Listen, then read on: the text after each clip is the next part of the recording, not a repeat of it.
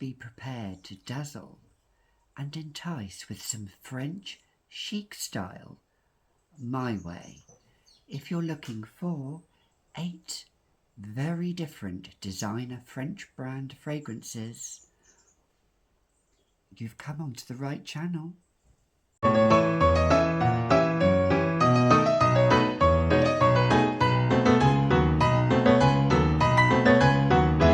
Hi, I'm Gabby and welcome back to another edition of the Fragrantician, where we have another video where I've been filming here in Normandy, France, in the Eure department, number 27. Évreux is the main sub-prefecture town, and Rouen is just above us in department number 76. So, with that aside, with all of that waffle aside, let's go on with some French perfection, French fragrances, French designer brands that I have here that I brought with me to France. What's the first one, you may wonder? The very first one I had to go with Année by Cacharel. I know, to me it's such a quintessentially French scent. It is austere, it is grandeur. I imagine Catherine Deneuve wearing this. I think this epitomises everything. If you love your Chanels of the world, number 19, number 5, you may as well like this. It is more than often just a, it's not just a floral fragrance. It is more than that. It is a fragrance that I think you would wear befitting maybe meeting the in-laws, maybe, I don't know, maybe going for a brunch, maybe for a soiree. I would imagine a typical French woman wearing this, or French man, whoever, wearing this. This is, to me, it brings back and evokes so many memories of when I lived here in France in the 90s. It has this sweet, floral, delicate, but it envelops you in this mist of pure Frenchness. Does anyone agree, or does anyone disagree with me? It's okay to disagree. I've curated my collection. I sold some fragrances. I decluttered my collection. I still have a big fragrance collection, over 150 scents in my scent wardrobe, but I've curated it down from, it was getting so immense, it was twice that amount. So I've just curated, 150, she says, thereabout, when some people just have probably 6 or 8 fragrances on their table, if that. But Année de Cacharel, it is a French fragrance. I don't care what you say. It's so underrated, it's so chic, it's very je ne sais quoi, it's old lady, it's young lady, it's whoever, it's any season has to make the top of the bill. And by the way, this is a first formula, and I have another backup bottle. I have 2 backup bottles. That's how much I love it. So much. Now the next one is probably the most up-to-date of the collection in this video that I'm talking about, and it is by Thierry Mugler. No, it's not Angel. No, it's not Alien. No, it's not any of those. It is actually Aura by Thierry Mugler. This, I'm not sure if it's been discontinued. I think maybe this Sensuel version has. I'm not sure if this has. This was the last of the great dynasty of the Mugler collection, I feel. This This is Sweet But Green. Imagine just a green, fresh meadow, sweetened with a dusting of vanilla icing. And this slightly medicinal but woodiness to it as well. It is quite unique, I would say. And the reason why I say it's the last of the Mughal dynasty is because I think after this, when Mughal was sold then, the fragrance world of Mughal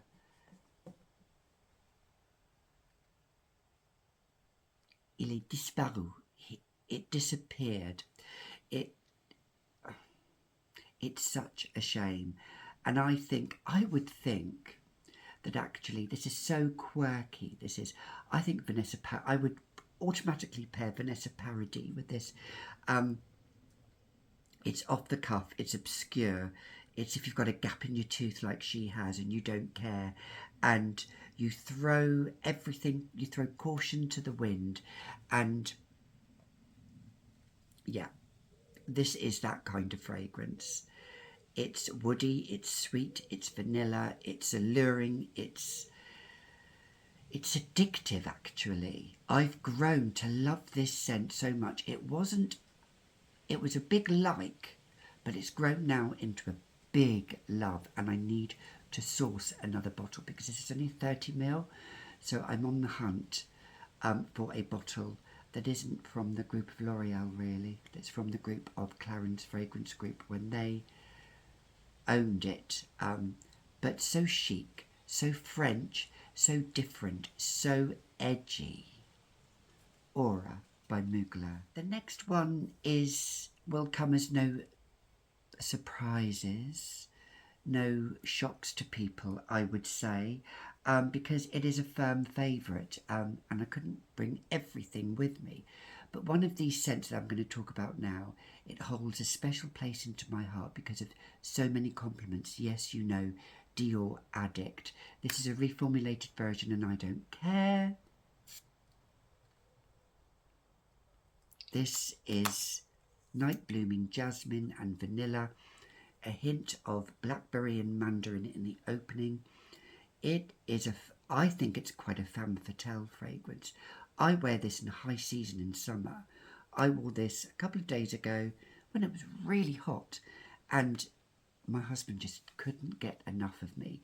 It is Dior, French brand, famous, you know, Diorissimo, Dioressence, Diorella, you know, all of those. It was, you know, back in the 70s and 80s when everybody wore those.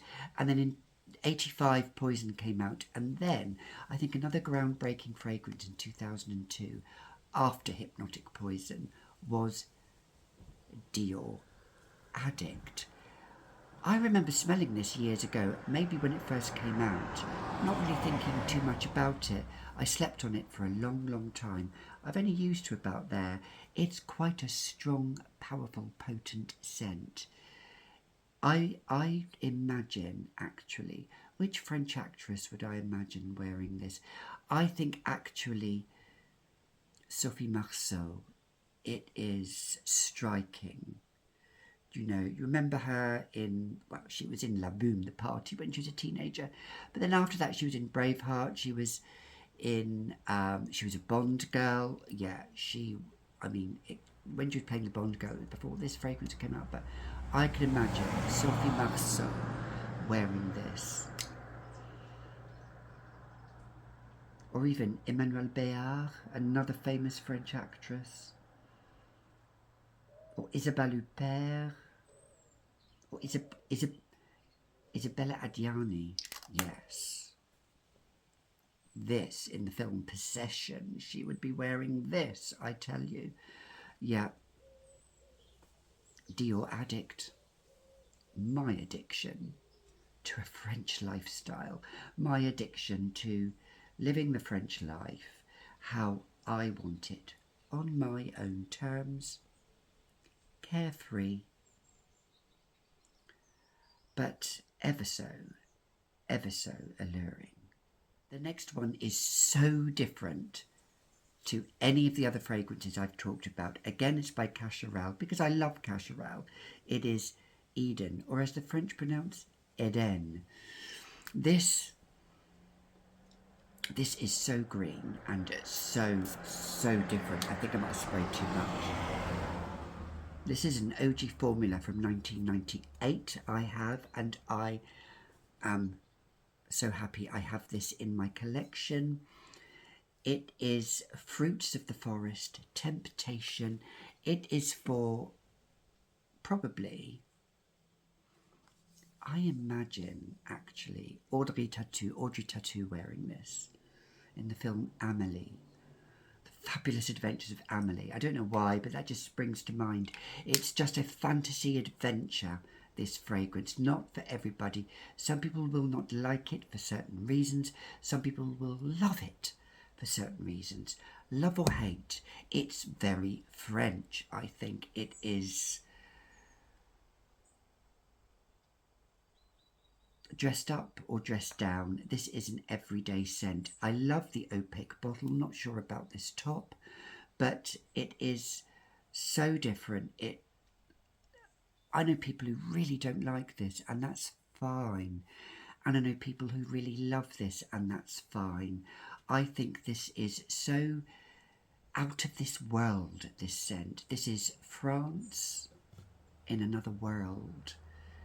Otherworldly. It's even more otherworldly than Aura by Mugler. It's probably the most out there scent from this collection that I'm talking about. It's got all of these fruits in there, but it's got all these florals in there as well. And it's not really sweet. I would say it's semi-sweet, not even that maybe. Lovely wearing after the rain. Just imagine, I could just imagine Catherine Deneuve in Les Parapluies de Cherbourg, just the umbrellas of Cherbourg, just opening up her umbrella and just spraying a little bit of this, even though it didn't come out then. But yeah, Eden by Cacharel, family French, a firm favourite. The next one is very, very different to the last one. These are all different. This is, I've talked about in a previous video, this is Samsara by Guerlain. This is the eau de parfum of the bee bottle version, but I don't know what the newer version is like, and I really want to get the older one, but I'm quite happy with this. Now, I did say, I'm going to actually retract, I did say this didn't really last that long, 3 hours. It actually did. I wore it a few days ago, and it lasted a solid 5 to 6 hours on my skin, and it projected all the way throughout. So if you can find a bee bottle, it lasts just as good, probably maybe as the original. The only thing I would say is the top notes dissipate, and then it goes straight to the heart and the base. So you do get a little bit of ylang ylang, but you mainly get all of that sandalwood in there. I tend to top it up, but this is one of those oriental florals. It is magical. I think it's a masterpiece. I think the sandalwood in this is just out of this world. Who would wear this now? Maybe Juliette Binoche would wear this, or maybe even Brigitte Bardot would wear this. This has a fusion of East meets West. That's how I view this scent. The opening is to die for, but it only lasts for about 15 minutes, and then it goes to the heart. But it stays and it lingers, and it is, oh, it's so beautiful. We all wore this in the 90s. Every French woman probably wore this in the 90s, and still a lot of French women wear this nowadays. Actually, when I was in a perfumery and I was looking at Guerlain scents, the lady said, she said, well, you love Guerlain. She said, well, Guerlain, so French, so French. I think this is a very, I don't use this word often, and I know Fab Vines by Keitra uses this word. I think it's quite bougie, in my opinion. Now, Keitra may not think so, and that's fine. But I think for me, and by bougie, I mean it feels like you inherited wealth. This is the vibe I feel from it. Even though I'm thinking of where's my next meal coming from. Yes, but yes, samsara. So ultimately French, and I adore it. This next one I had to include is Givenchy, and no, it's not L'Interdit. It is Ange Démon by Givenchy. This, I think, again, this is floral, but it's woody and sweet, and it's such a different whole kind of level. Again, it's quite a bit of an otherworldly scent, not like other scents. It could be what we classed as niche now, but for a designer scent, I think it's beautiful. I have an original formula from 2006. I savour it so much. The juice is so dark and beautiful. The vanilla in this is done so well.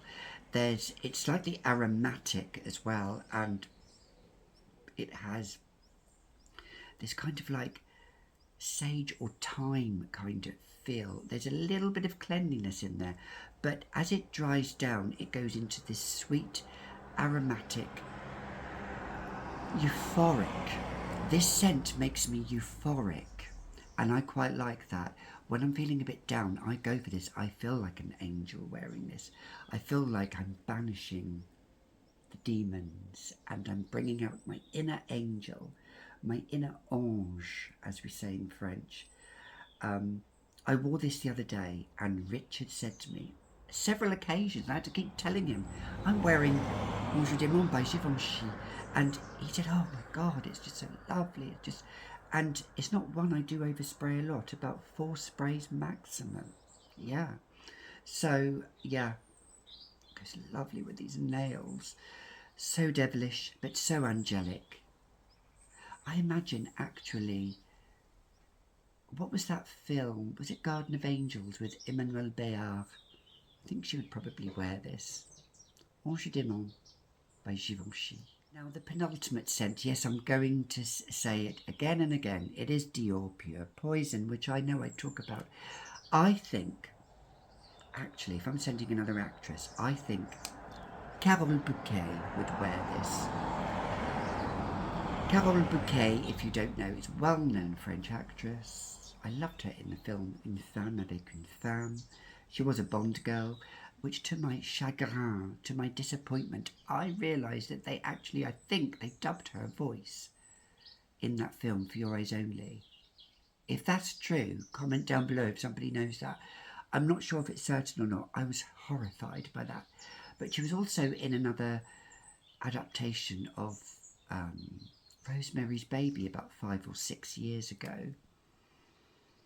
And she played a devilish woman in that, in Paris. But this, and she was also in Sex and the City. She played a cameo in that. She's won a César Award. She is global. She was the face of Chanel. But I think this is so French. It's orange blossom, jasmine, sandalwood, citrus. It's clean sensuality, but it's sexual sensuality underneath as well. I think a typical French woman would wear this, and this gets a lot of hype, by me of course, but it gets a lot of dishype, if that's the word, people roasting it as well. Come on, you want to roast it? That's fine. I can roast you back, darling. So Pure Poison, it's in my idea of life. I've been wearing this today, and as I was walking, and Richard was walking behind me, he said my scent was just lingering behind, and it's been a warmish day, about 21, 22 degrees. You could wear this any time of the year. it's perfect. It's perfection. It's pure poison. And lastly, I think the French actress that would wear this, yes, she is French, is Eva Green, wearing none other than Midnight Poison by Dior. I have three Diors in this collection. That's because I love Dior as a brand. Orange, rose, patchouli with this ambery feel, and it's damask rose. It's so beautiful. It's slightly gothic. It is wear your black leather jacket, French girl, with your beret, with your scarf, with drinking your kir or drinking your cidre, your cider, you know, although I don't, or drinking whatever, your pastis. You know, it's that kind of girl. She is the girl that will look you in the eye and you are bewitched. Yeah. Or that guy, he could be wearing this. So unisex, this scent. Well, they all are, but so unisex. This is magic. It's everything and more. I won't talk about it too much more because you know I love it. But yes, Eva Green would wear this. If I would say another French actress that maybe would wear this, maybe, oh, I don't know, Léa Seydoux, maybe she would wear this. Or Marion Cotillard, I think maybe she would wear this as well. Midnight Poison by Dior.